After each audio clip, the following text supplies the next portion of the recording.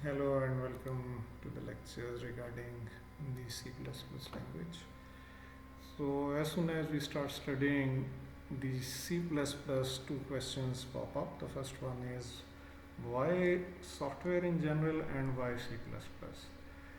So softwares basically run on your electronic devices like MRI machine, telephone, tabs, etc. Another thing is that in the case of the software, bug fixing is easy.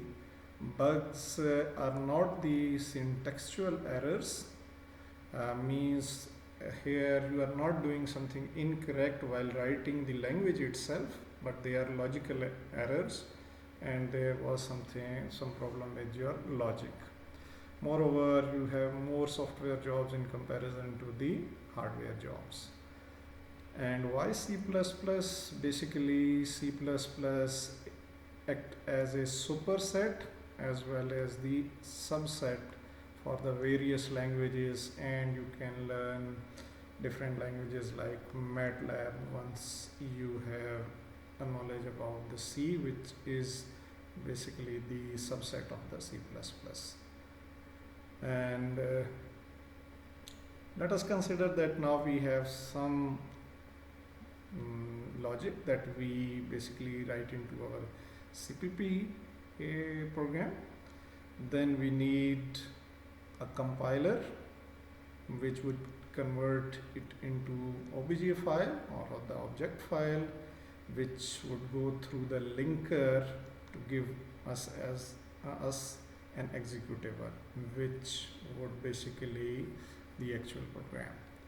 However, we have many CPPs inside our projects, so manually going through the compilation and the linking is not recommended. So that's why if we have, for example, three CPP files, they would generate three object files which would go through your linker and would generate an executable. So for such cases we use the compilers, and two famous compilers are your GNU and which is basically GCC or GNU compiler collection, and then you have the CLang compiler. Both of them actually work similar and there is much an overlap between these two compilers, and generally their commands are, the first one is your compiler name, then you have the options, and finally the file. So an example is given here. So you have a G++ which reflects a GCC compiler, and -C, so this would take this hello cpp file and would directly give you the hello.exe file. However, if you had used the you simply wanted the object file, you could have utilized the -O option here.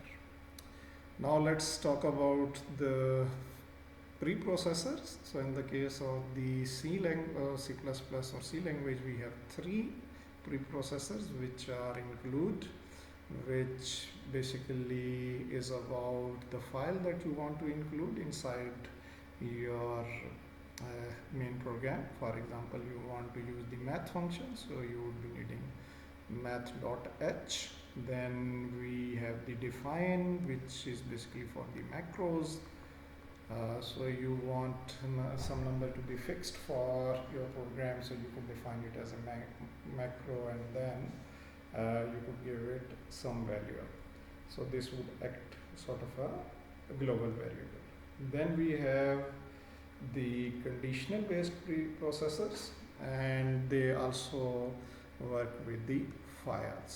However, these are generally not the headers, but they are a bit complex in nature. So now let's take a look at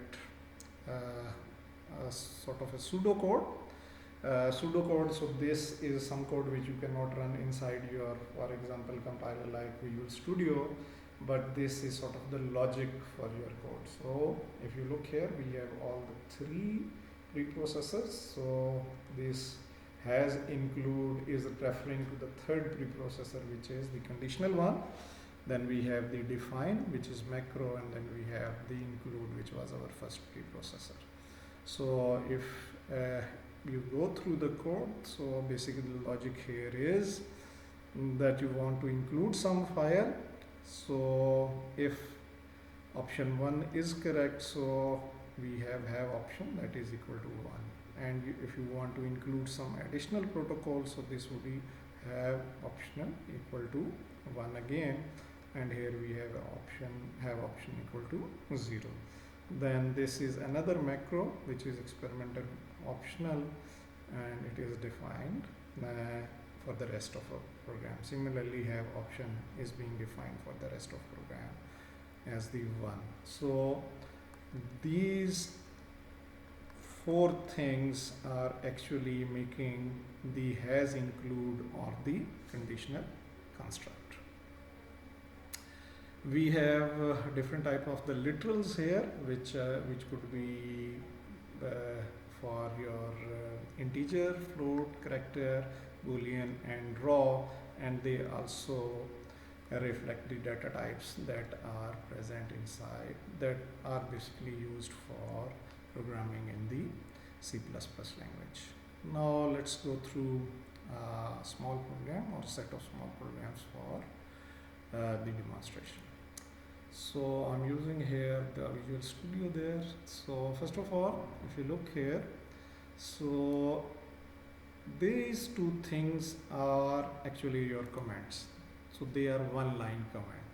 So they are not the language itself, but they help the programmers regarding the execution of the program. So here if you look, this is a very small program. We are including include, so it means we are trying to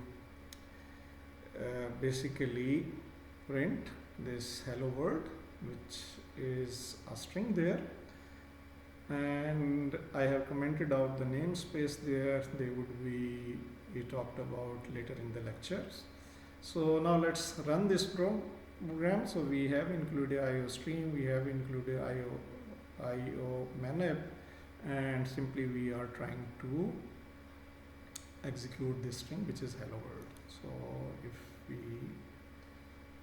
execute it, so look here, we have the hello world there. So now let's close it, and now let's comment them out using a multi-line command. So if I want to comment it out, so simply / followed by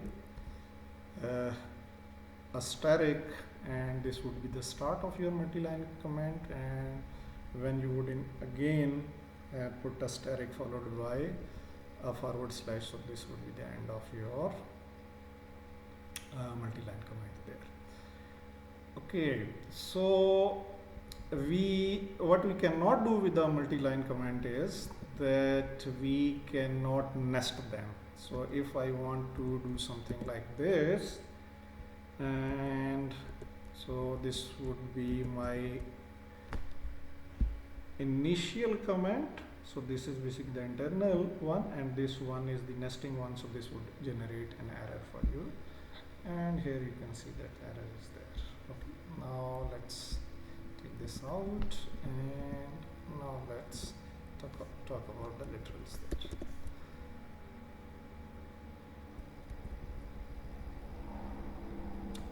Before going through the program itself, now let's first of all see the execution. Okay.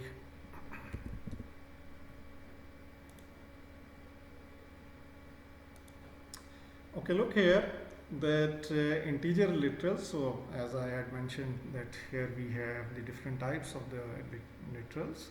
So for integer, for floating point, character, raw string, and also the raw one. So look here, all of these literals are actually displaying the same thing, which is decimal 25. We could display it as a decimal, which is 25. We could get an octa of this 25, which would be 031. We could get an hexa, which would be 0x19, and simply for the unsigned and for the long, this would remain the same. So this is basically this has something something to do with the formatting. Okay. Again, here 3.14 is being displayed in the various types of the literals, float, double. Again, we have the double in terms of the exponent, and then we have the long double. And for the character and strings, we are basically giving simple letter A. Then for the C type of the string, then we have C++ type of the strings there. Okay, this one is basically more interesting. So here you see that we are going for the raw string, and here the same raw string could be divided into the multiple lines, or we could combine them as a single one. Then we have the literals for our boolean, and finally we have the literals for our pointers. We would be talking about this stuff later in the lectures. So now let's go through the code. So first of all, here we have the integer, which is 25. Then in the case of the octal, it would be 031. In the case of the hex, it would be 0 hex 19. And actually the conversion is done here. So here we have the decimal, octa, hex, and then you have the unsigned and the long there. So this is basically type of the formatting. And you need to set the precision for the floating point. If you do not set this one, then based on your machine, your number would be according to the machine precision. Okay, this raw one is the interesting one. So look here, I have a raw here, which is basically representing the whole line. Then we have a string which is multiple line. And look, this multiple line is being combined here, and all of those three lines were appearing as the single one. Okay, so just try to work with it. And finally we have the null pointers. So this is basically the syntax for the null pointer we will be talking about later in the lecture. Okay, one more thing. So this one, main, is our main function. Whenever you are writing a main function, you need to return some value. So here we have the int. So this return 0 is actually referring to the int there. So now let's comment that out and see the last part of our lecture, which is regarding printing the opposite of whatever we have seen earlier. So now let's take a look here. Here I am taking that value 25 there, and I'm trying to print it as the decimal, octal, and hex value. So this could act as your calculator or a converter. So look here, same 25 is 25 for decimal, it is 31 for the octal, and for the hexa it is 19. Thank you very much. Bye.